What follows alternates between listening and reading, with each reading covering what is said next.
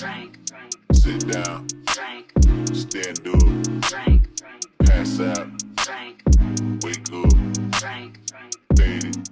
What's up, babes? Today's video is sponsored by ygwigs, and I'm using their deep wave bulk hair in the colors number 30 and 27. And of course, they sent a little goodie bag. And this is what the hair is looking like. Y'all know I had to try out this color combo again. I've tried it once with boho locks, but now we're doing boho braids, and I'm so excited to try it out because this hair was really good. The last time I used it, I loved it. The texture's good. It's not too thin, and of course I'm giving you my raw opinion because some boho hair is just not it, okay?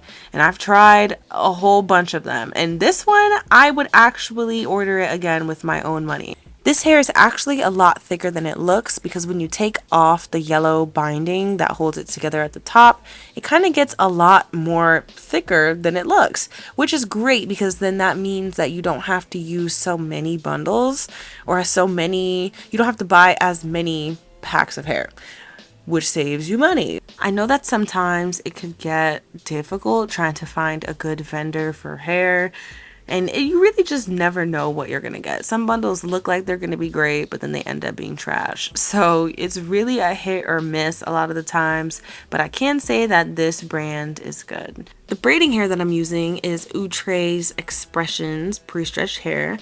But because the color combo that I needed, which is 27/30, was only available in this 58-inch length, I did go ahead and cut it in half. Mainly because my client wanted her braids to be about waist length, but kind of like a true waist length. So she didn't want it to be by her butt. She wanted it to be a little bit shorter. So that means that I had to cut the hair in half and re-stretch it. Now, there are mixed feelings about this because this did take longer than the normal, and it kind of defeats the purpose of buying pre-stretched hair in the first place. But sometimes you got to do what you got to do, okay, braiders? Like, sometimes you just got to stretch the hair. And yes, it takes extra work, extra time, but to make the client happy and to accommodate the look that we're going for, sometimes that little extra prep work is needed. And if you're trying to gain clientele, going a little bit of the extra mile for your clients will always guarantee that they come back, because this braiding hair was the perfect color match for the deep bulk hair. So this is my client Alana. You might know her on Instagram, TikTok, YouTube. Her is in a 90s world. And listen, y'all, I've been following her for a long time. She's like an OG content creator.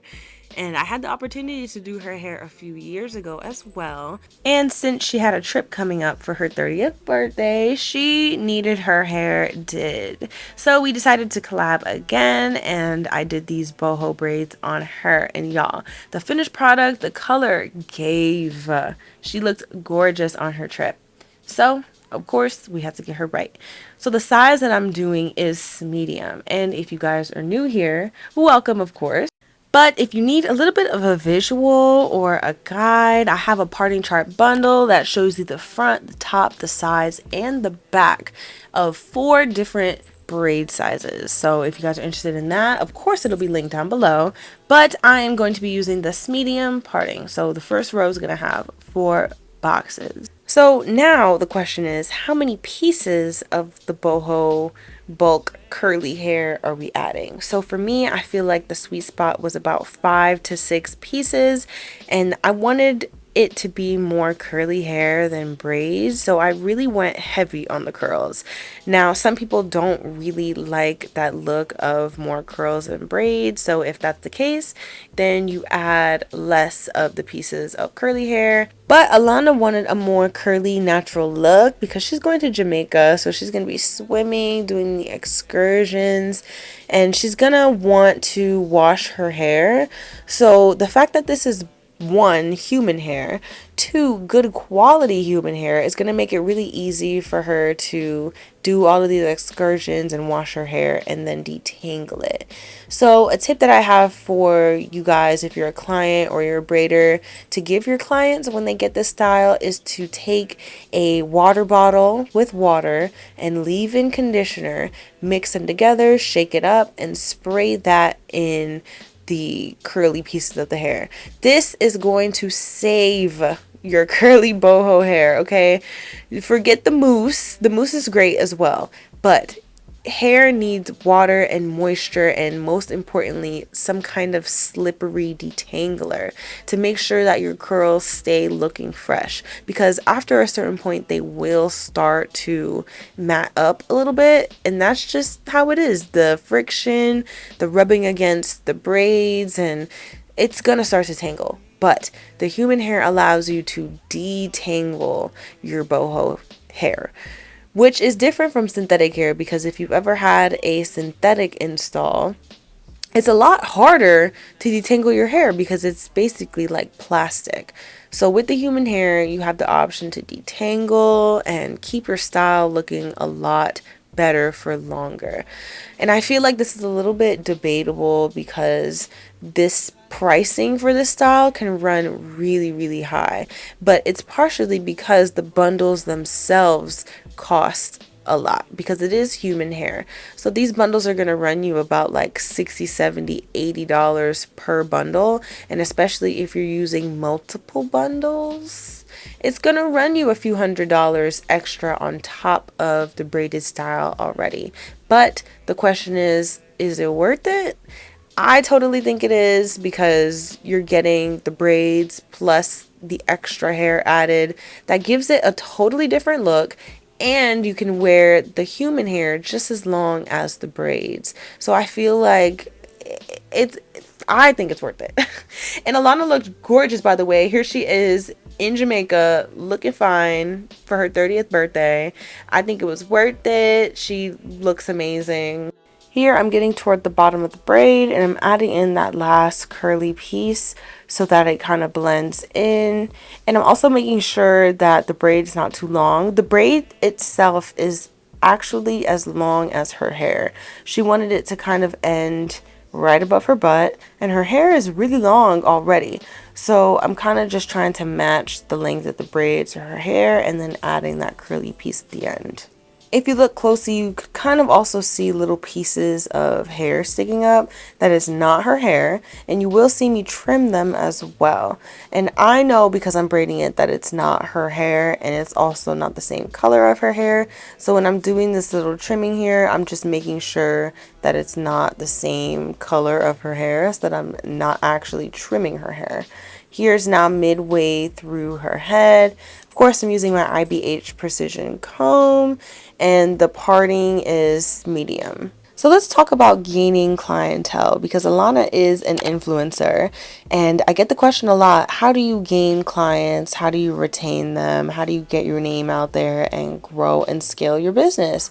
Braiding influencers' hair might be a two-way street. So sometimes I've had people reach out to me first, but I've also done my share of reaching out to influencers by myself to then ensure that we have a collaboration.